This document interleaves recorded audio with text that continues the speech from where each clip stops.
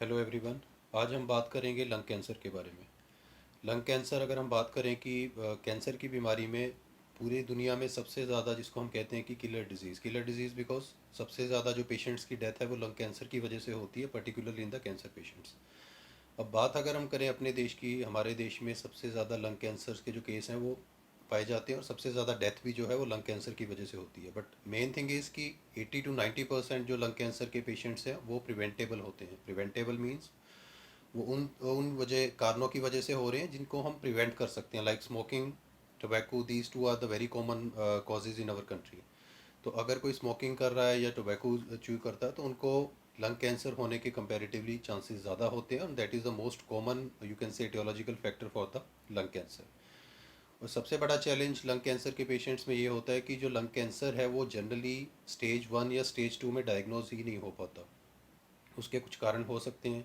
सबसे बड़ा कारण ये होता है कि इसके जो सिम्टम्स हैं वो बड़े वेग सिम्टम्स हैं, जिनको जनरली हम देखते हैं कि अगर ट्यूबरकुलोसिस के साथ मैच किया जाए तो सेम सिम्टम्स ट्यूबरकुलोसिस के पेशेंट्स में भी मिलते हैं और सेम सिम्टम्स आपके लंग कैंसर के पेशेंट्स में भी मिलते हैं।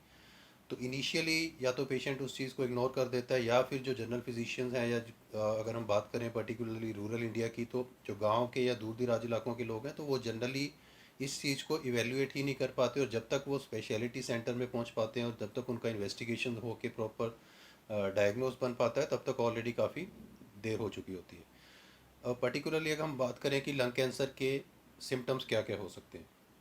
सिम्टम, सबसे कॉमन सिम्टम जो है लंग कैंसर का, पेशेंट को लंबे टाइम तक खांसी रहना, खांसी में बलगम के साथ खून आना, which is very common symptom. उसके अलावा वज़न कम होना या आवाज़ में कुछ चेंज आना, गले में कुछ भारीपन लगना या छाती में दर्द होना या छाती में भारीपन लगना। तो ये सारे सिम्टम्स लंग कैंसर के हो सकते हैं। अब बात करते हैं हम types of lung cancer. Basically दो तरह के लंग कैंसर हम देखते हैं। One is the non small cell lung cancer and second one is the small cell lung cancer. तो इनको आगे हम डिफ्रेंशिएट कर सकते हैं, it is squamous cell carcinoma और non squamous cell carcinoma, so that is a part of the medical diagnosis. अब बात हम करें अगर कि लंग कैंसर किसी को अगर डायग्नोज हुआ है तो उसके बाद उस पेशेंट को किस तरह का ट्रीटमेंट प्रोवाइड किया जा सकता है। ट्रीटमेंट के लिए सबसे इंपॉर्टेंट है कि पेशेंट का स्टेजिंग वर्कअप, कौन सी स्टेज का वो पेशेंट है, उसके अलावा उस पेशेंट को किस टाइप का कैंसर है। उसके लिए मैंने आपको जैसे बताया कि उसका non small cell lung cancer हो सकता है या स्मॉल सेल लंग कैंसर हो सकता है। उस हिसाब से आगे उस पेशेंट का जो ट्रीटमेंट डिसाइड किया जाता है। अब स्टेजिंग की बात करें तो स्टेजिंग 4 स्टेजेस होती है लंग कैंसर की, particularly for the non small cell lung cancer. Stage 1, stage 2, stage 3 and stage 4। और स्टेज 1 की अगर हम बात करें तो इसमें जो कैंसर की जो गांठ है वो बहुत छोटे साइज़ की होती है, and that is a very initial stage. Stage 2 की अगर हम बात करें तो जो गांठ का साइज़ है वो 3 सेंटीमीटर तक हो चुका है या उससे थोड़ा ज़्यादा हो सकता है, तो उस पेशेंट में, बट वो अभी भी एक ही साइड का जो फेफड़ा है उसके अंदर वो गांठ होगी। स्टेज 3 की अगर हम बात करें तो उसका जो साइज़ है वो 7 सेंटीमीटर तक हो सकता है, लंग कैंसर की जो गांठ है उसका, प्लस वो जो हमारी लंग के साथ की लिम्फ नोड्स हैं उनको भी इन्वॉल्व कर सकता है, तो उसको कहते हैं हम स्टेज 3।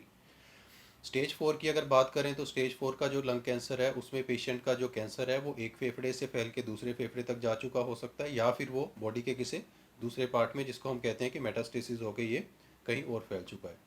तो ये अलग अलग स्टेजेस हैं लंग कैंसर की, particularly for non small cell lung cancer. अभी पेशेंट को डायग्नोज करने के लिए क्या क्या टेस्ट करने पड़ सकते हैं। फर्स्ट, जनरली अगर आपको कोई भी सस्पेक्टेड हमें केस लगता है तो first of all we ask the patient to go for the normal chest X ray. और चेस्ट एक्सरे में अगर किसी तरह की कोई इंडिकेशन मिलती है, कोई गांठ मिलती है या कोई लिम्फ नोड्स एनलार्ज मिलती है, तो उस पेशेंट को आगे फिर सिटी स्कैन, एमआरआई या फिर उस पेशेंट को पेट सिटी के लिए बोला जा सकता है।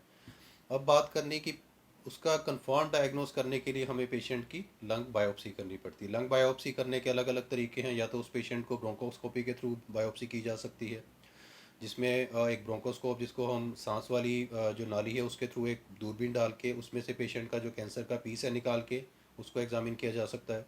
Secondly is the MRI guided lung biopsy. उसमें पेशेंट को, या अल्ट्रासाउंडेड बायोप्सी, उसमें पेशेंट का जो बायोप्सी का जो सैंपल है वो अल्ट्रासाउंड गाइडेड या एमआरआई गाइडेड होता है। इसके अलावा पेशेंट का थर्ड टाइप ऑफ बायोप्सी, जिसमें हम मीडियास्टर्नल जो हमारी नेक में से एक छेद निकाल के पेशेंट का सैंपल ले सकते हैं just from the lung this cancer.